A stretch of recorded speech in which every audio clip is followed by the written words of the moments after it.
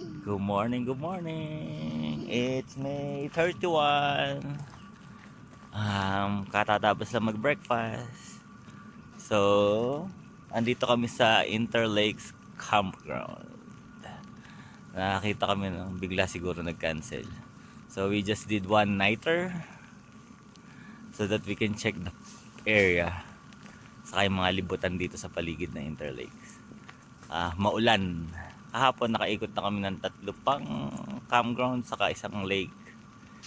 Ngayon yung mga dadaanan namin sa check pa namin ulit. Okay, see ya. See you. New day, new life. So, ito pa nga pala. Maganda yung site niya, maluluwag. Tapos, kung nakikita niyo yun. Eka Grace, ipakita natin sa kanila.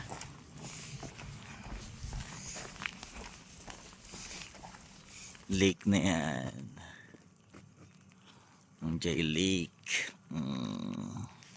Tapos ayan yung campsite namin, maluwag.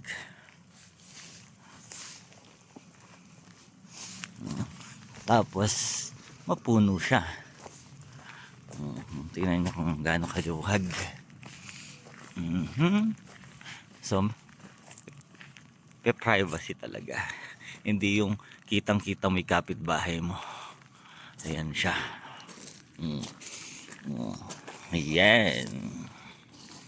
So, pag pupunta kayo dito sa Peter Lahid Provincial Park, dumaan kayo sa Discovery Center nila.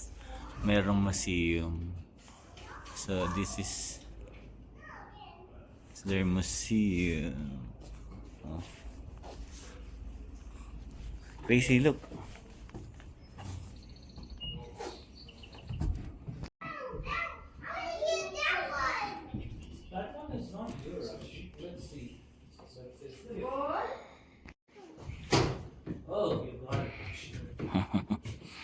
Naayos niya yung lupa, anak.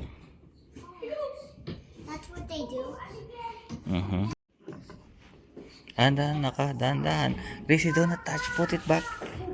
Put it back. Careful.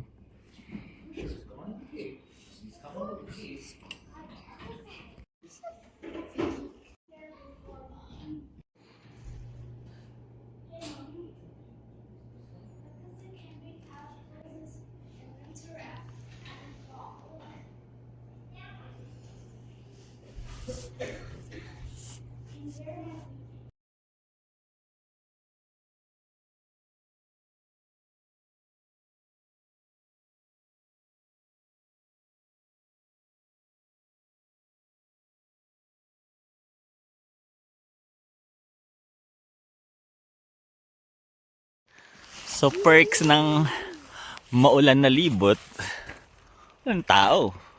Kami 3 lang. Ayan sila. So, we're here at Wedge Pond. Mas maganda view siguro nato kung hindi foggy. Meron pang konting mga snow sa bundok. So, Wedge Pond, malapit siya sa Euclair Campground. Pero hindi namin na-check yung Euclair Campground dahil close pa siya. Ang open pa niya ay June 15. June 15 kung tama ang pagkakaalala ko sa sabi ng NASA Discovery Center. Woohoo! 48 or 50 sites.